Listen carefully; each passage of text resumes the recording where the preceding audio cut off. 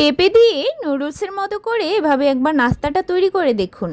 সবাই খেয়ে বুঝতেই পারবে না যে পেঁপে দিয়ে তৈরি করেছেন। এই পেঁপে দিয়ে যদি একবার এই নাস্তাটি কাউকে খাওয়াতে পারেন, সে খেয়ে আপনার অনায়াসেই প্রশংসা করবে। আশা করি ভিডিওটি আপনাদের ভালো লাগবে।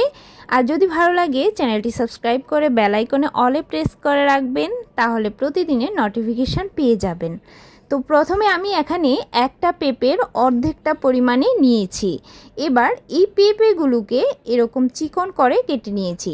এইভাবে চিকন করে কাটার ফলে পেঁপেগুলো দেখতে ঠিক নুডলসের মতোই দেখা যাবে। তার জন্য একটু কষ্ট করে হলেও চিকন করে এভাবে কেটে নেবেন। তো আমি এখানে একটা পাত্রে পর্যাপ্ত পরিমাণে জল দিয়ে তার উপর দিয়ে দিলাম। তারপর এখানে আমি এই তো ভালোভাবে সিদ্ধ হওয়ার জন্য বসিয়ে রাখবো।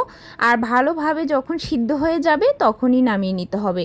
আর জলটা যেন ভালোভাবে ঝরে যায় সেজন্য একটা স্ট্রেইনারে রেখে দিব কিছুক্ষণের জন্য। এদিকে এটা একটু ঠান্ডাও হয়ে যাবে, জলটাও ঝরে যাবে। আর আমি এবার বাকি উপকরণগুলো তৈরি করে নিচ্ছি। প্যানে কিছুটা আগে থেকেই তেল দিয়েছি। এবার এর মধ্যে পেঁয়াজ কুচনো দিয়ে দিলাম। এখানে 3টা মিডিয়াম সাইজের পেঁয়াজকে কুচি করে নিয়েছি। এবার পেঁয়াজটা আমি ভালো করে ভাজবো না। এই পেঁয়াজটা একটু তেলের সাথে মিক্স করার পরেই এখানে আমি অ্যাড করে দিচ্ছি গাজর কুচনো। একটা গাজরের অর্ধেকটা দিয়েছি। আর গাজরটাকেও ঠিক পেঁপের মতো করেই কুচি করে একদম চিকন করে কেটেছি। সাথে হাফ চামচ দিয়ে দিলাম লবণ। লবণটা একটু ভালোভাবে মিশিয়ে এই কিছুক্ষণ ভেজে নেওয়ার পর যখন দেখব যে গাজরটা একটু নরম হয়ে আসছে, ঠিক সেই মুহূর্তে একটু সাইড করে নিয়ে এর মধ্যে দিয়ে দিচ্ছি এক পাশে 2টো ডিম।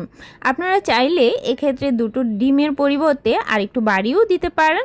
ডিমটা দেওয়ার সাথে সাথে চুলার আঁচটা কমিয়ে দিতে হবে। এতে করে ডিমটা কিন্তু খুব সুন্দর নরম তুলতুলে থাকবে।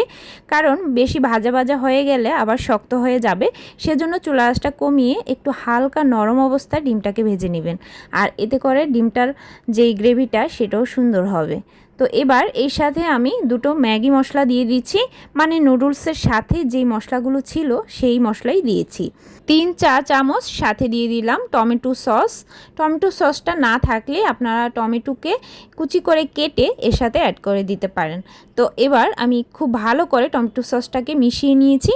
আর তারপর এখানে সেই সিদ্ধ করে জল ঝরানো পেঁপেগুলো দিয়ে দিলাম। পেঁপেগুলো জল ঝরাতে রেখে দেওয়ার ফলে এগুলো খুব সুন্দরভাবে শুকিয়ে গেছে। আর এখন একটু ঝরঝরেও হয়ে গেছে। যেহেতু পেঁপেটা আগে থেকেই সিদ্ধ করা ছিল সেজন্য খুব বেশি ভাজার প্রয়োজন নেই। জাস্ট 2 মিনিটের মতো হালকা একটু ভেজে নামিয়ে নিচ্ছি। লবণটা কিন্তু অবশ্যই চেক করে নেবেন নামানোর আগে। আর রেসিপি কেমন লাগলো অবশ্যই কমেন্ট বক্সে জানাবেন। ভালো লাগলে অবশ্যই শেয়ার করে দিবেন। আজকের মতো টাটা।